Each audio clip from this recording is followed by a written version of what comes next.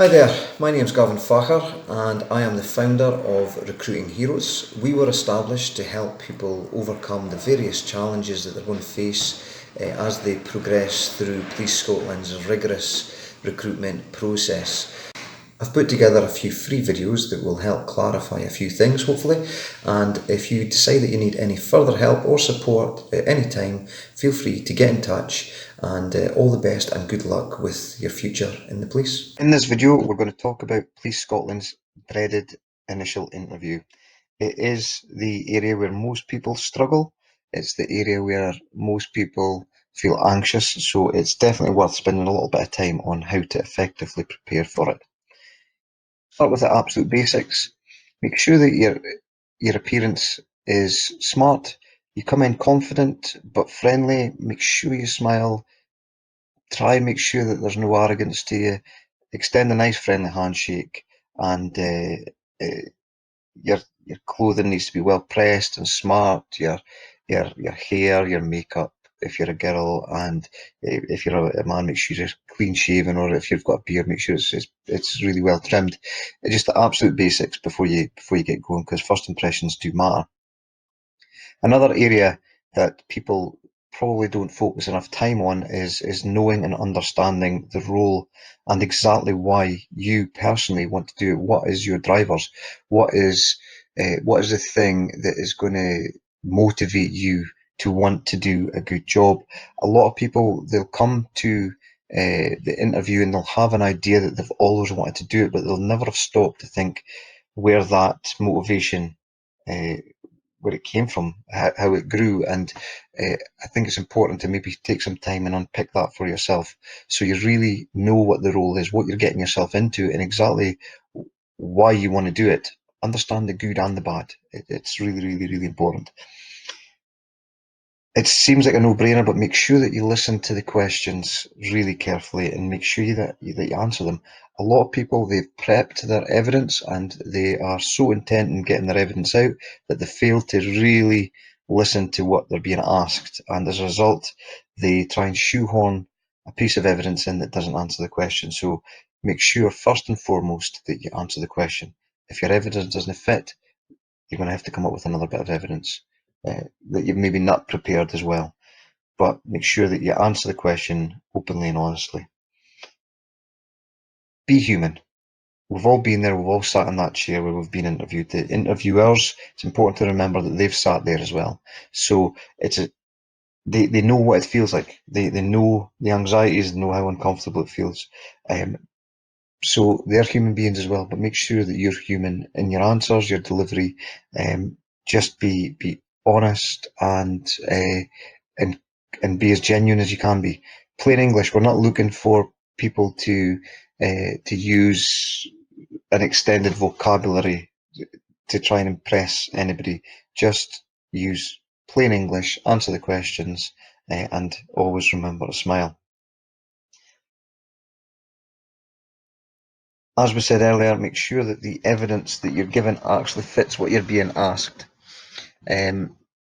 You will, if you've done it properly, you will have prepared a bank of examples that you want to use that you think shows you in the best light.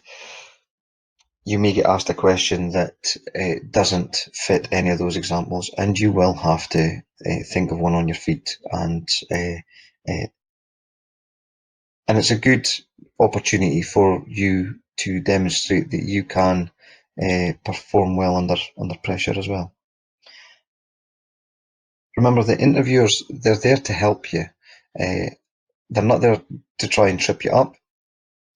If you've got through the application stage, they've already decided that they think that you have what it takes, and then it's up to you to demonstrate that on the day. They will ask a main question, and if you don't quite hit the mark, they will ask supplementary probing questions. Now, those probing questions are designed to help you provide the evidence that they need to see to show that you're capable of doing the role. So listen to the probing questions carefully, because they are really important hints at what they're looking for and what you've failed to give them the first time round. So it's really, really important, that part. A lot of people overlook the icebreaker question, and probably at their peril. It's a great opportunity for you to settle your nerves, but also to demonstrate the type of person who you are. You get an opportunity to speak and give them little wee nuggets of information, plant little seeds about your motivations, your drivers, who you are, the fact that you will look to do the right thing for the right reasons, and essentially that you have the, the right moral compass for the role. Don't go into too much detail, but make sure that you use this as an opportunity just to plant seeds for who you are as a person. Know the organisation, the layout, the structure. More importantly, know the role, know exactly what you're getting yourself into.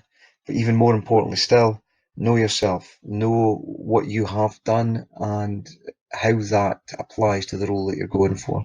And you can only really do that if you understand the role as well. So get out there and get speaking to people to find out more about it.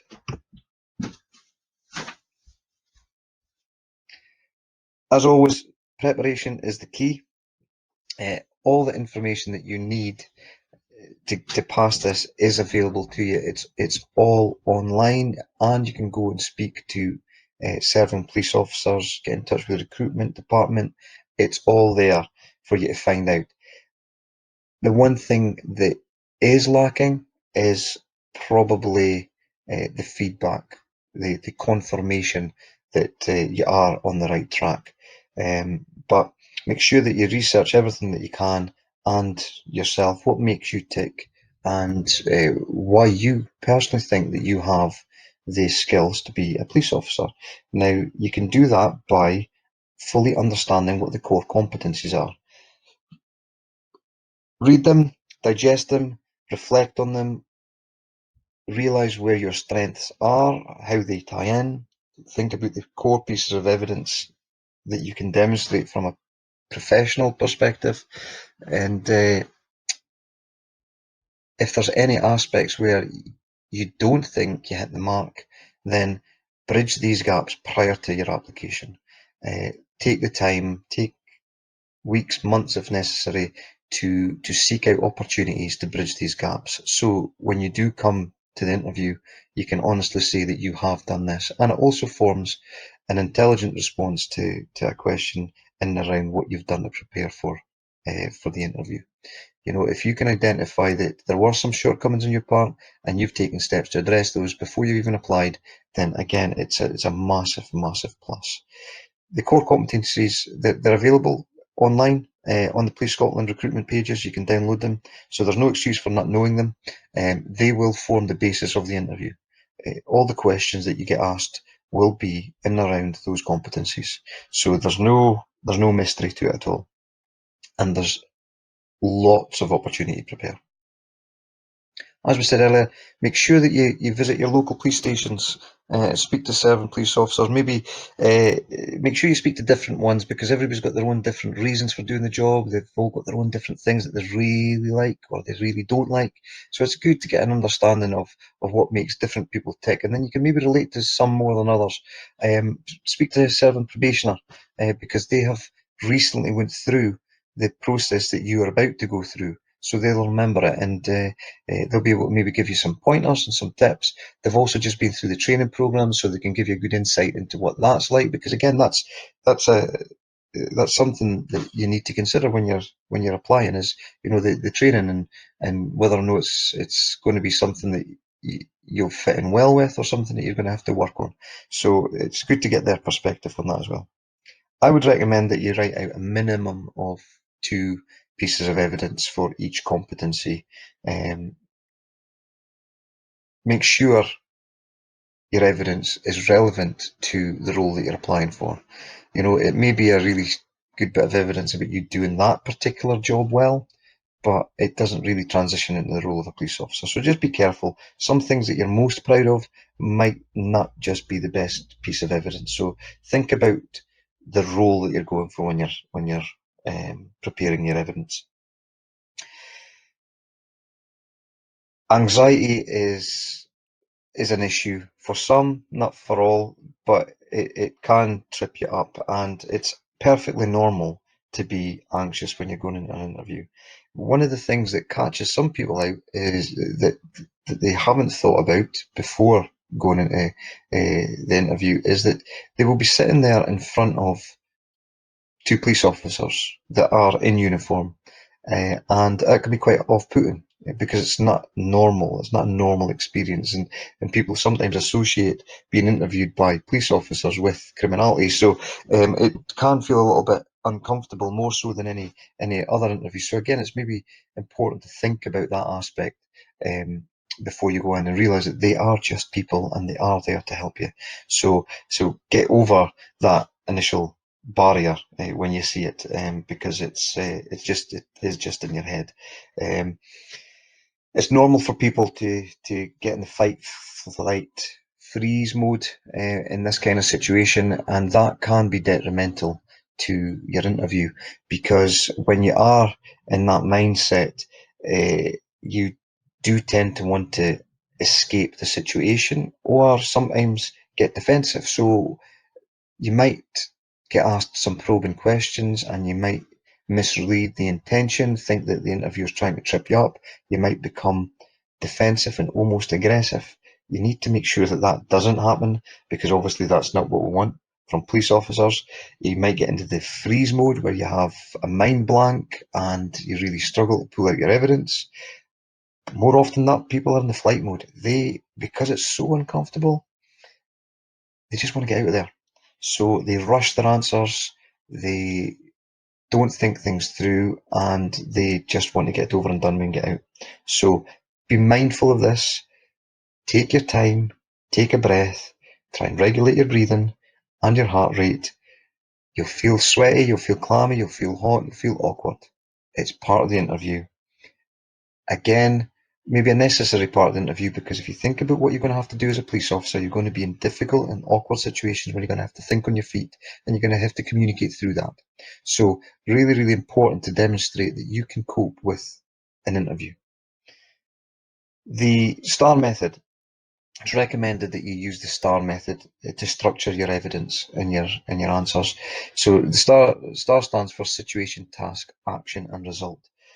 Now, a lot of people spend a lot of time speaking about the situation and the task, but they gloss over the actions that they took and the result. Again, this is probably quite normal because most people don't like talking themselves up.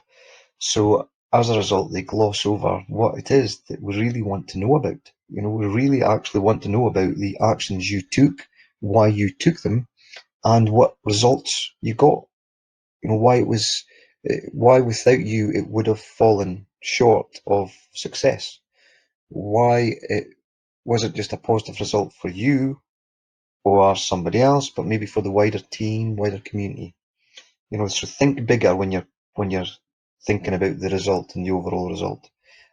Most people will probably spend 70% of the time talking about the situation and the task and 30% on the action result. It should be the other way around.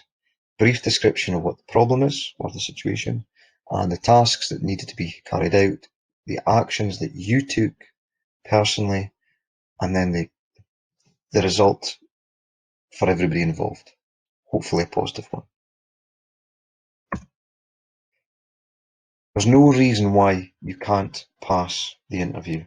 It is difficult, it is challenging, but it's got to be.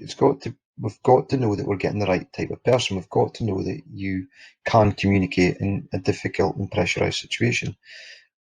But the positive thing is, with a structured interview like this, the vast majority of the answers relate to you and your previous experience. You are the subject matter, and nobody knows the subject matter like you. All you're being asked to do is speak about it. So if you put it into perspective, it shouldn't be as daunting as it is. The job knowledge question is probably the only question that you'll get asked that doesn't relate to you and your past experience. And that's a bit that you need to research. So that's where it comes to researching the role and the structure of the organisation. But the rest of it is all about you, and nobody knows it quite like you. So bear that in mind when you're prepping your answers, and bear that in mind when you're being asked questions. But if you do need any further assistance, get in touch. We can help, we can give you the feedback that you need, we can run through some mock interviews with you just to make sure that you're on the right track. Feel free anytime, give us a bell. All the best.